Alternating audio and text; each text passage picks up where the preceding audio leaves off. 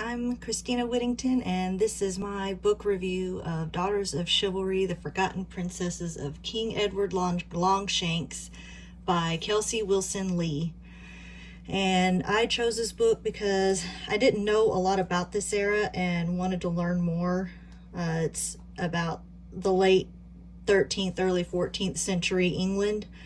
I also felt there would be a lot of people choosing like ancient Rome, ancient Egypt, or the Viking eras, and I wanted to present something different. This book is a cohesive collection of mini biographies of King Edward I's surviving children, specifically his daughters.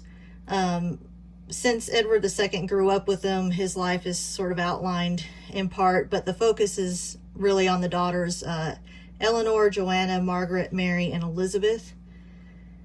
The topic of this book is not only the lives of the princesses, but also their roles in the royal family. They served their greatest purpose, aside from alliances formed through their marriages, as intercessors. And this was sort of modeled off the Virgin Mary, where Catholics pray to the Virgin Mary to sort of intercede for them, that they sort of raised their daughters with that same belief that that was a good purpose for them.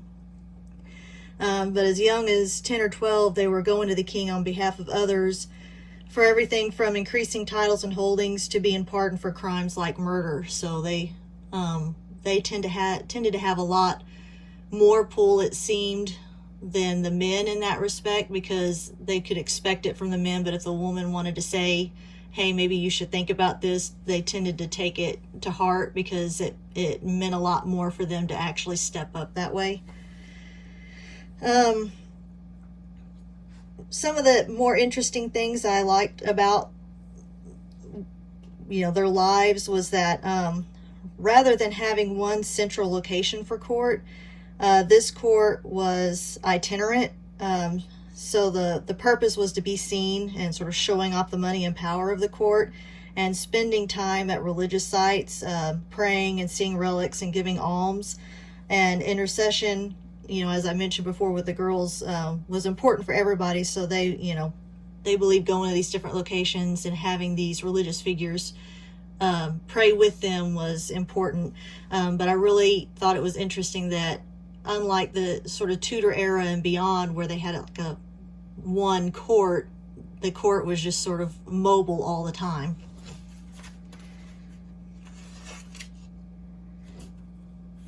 Flipping notes, sorry. One of the other interesting things is, there's this idea of child brides being the norm, but it was not looked on favorably. It was ideal for both parties to marry no sooner than 14 and have children after 18. Those ages are sort of varying depending on if it was the man or the woman that they're talking about. But they knew childbirths were more dangerous, and it sort of defeated the purpose for a woman having as many children as possible if they're dying from being too young for pregnancy. So while they might marry young, they would wait until maturity to consummate the marriage. And on the occasion that they did consummate the marriage, to prevent an annulment from happening, they would wait until maturity to have children. It would seem that while Queen Eleanora gave birth at 13, that was probably like an unintended consequence of the consummation. She had the rest of her 15 children after she was 25.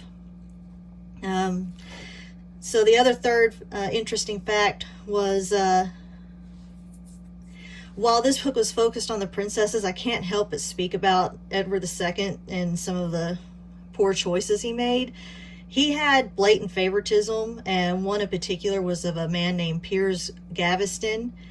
And first, his father, the king, hated this man and he banished him. But after Edward's death, the new king immediately brought him back and made him regent while he was abroad to marry Isabella.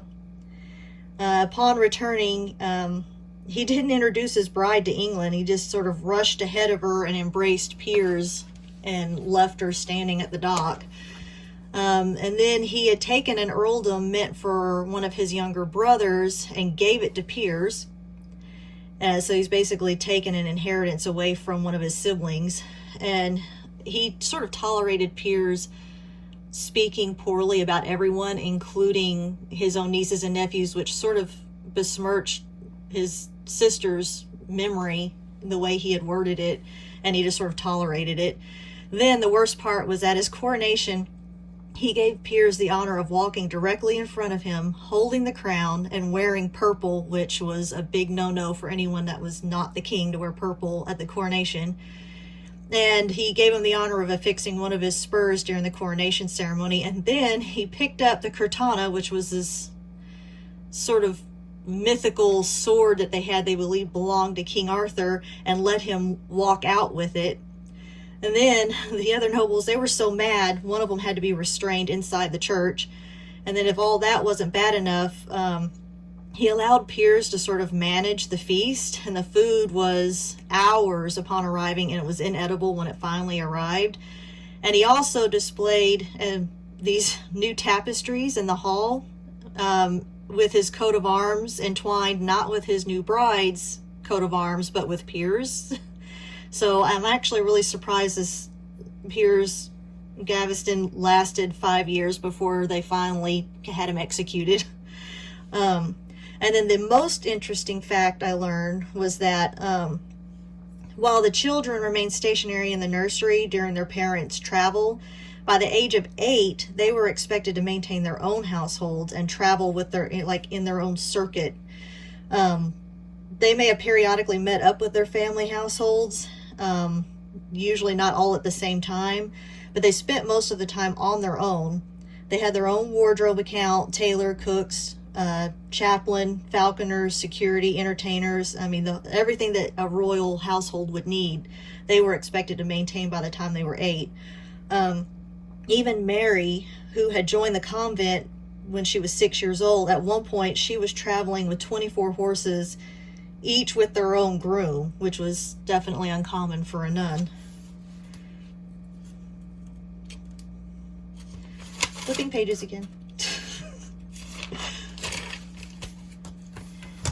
Okay, so 4 new words that I learned. Well, actually, I learned quite a lot. That's one of the things I liked about this book, is I was looking up words that I hadn't heard before, but I narrowed it down to 4.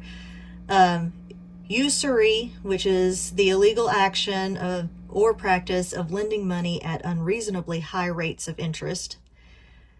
Hegemony, which is leadership or dominance, especially by one country or social group over others.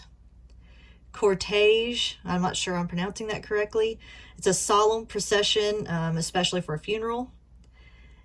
Eponymous, which is a person giving their name to something or a thing named after a particular person. This book did a really good job teaching about this subject. It couldn't have been easy finding information on women of this era, even noble women. They were really only recorded in detail during their marriages, so their births and deaths weren't often mentioned. They usually just knew that they had died because they just dropped off the records. They were really only noted by their wardrobe accounts and personal letters. One of the questions I have in regard to this story was mentioned from a century prior in 1160. The author was discussing the precedent of royal women entering the convent and told the story of Mary, daughter of King Stephen, who was abbess of Romsey. She was, quote-unquote, abducted and married a Low Countries nobleman. Because of her vow of chastity, the Christian world was scandalized, and the country of Boulogne, I'm pretty sure I'm pronouncing that incorrectly, was placed under a papal edict that no one living in its borders could receive sacraments, including baptism, marriage, or last rites. This effectively condemned every man, woman, and child in the moral peril. After giving birth to 2 daughters, she returned to the convent. And my question is, first, if the residents moved or went somewhere else for these sacraments, would they be granted, or if it didn't matter because they were residents of that county? And was the edict ever lifted, and if so, when? Was it before or after Mary's return to the convent, or many years later? I haven't found anything on it because I've researched. My opinion of the book is that it was well researched and did a fairly good job of being mostly objective. There were only a few places I felt held some bias, and also a few that could have been streamlined a bit. But by and large, this was a very informative read, and she didn't really hold to much conjecture, which I really appreciated. She also didn't weave it into a story to make it more interesting. She just sort of told it as it was, and she did paint the picture, you know, of their environment or the day that they were in, without sort of presuming what was going on in their minds. So I really like that it was mostly just historical fact. And I would recommend this to someone interested in the subject. I didn't see any major problems with it at all, and I really couldn't go into detail about the book at all, so I would recommend reading it because there's a lot more that I couldn't go into detail with. So I hope you enjoyed it.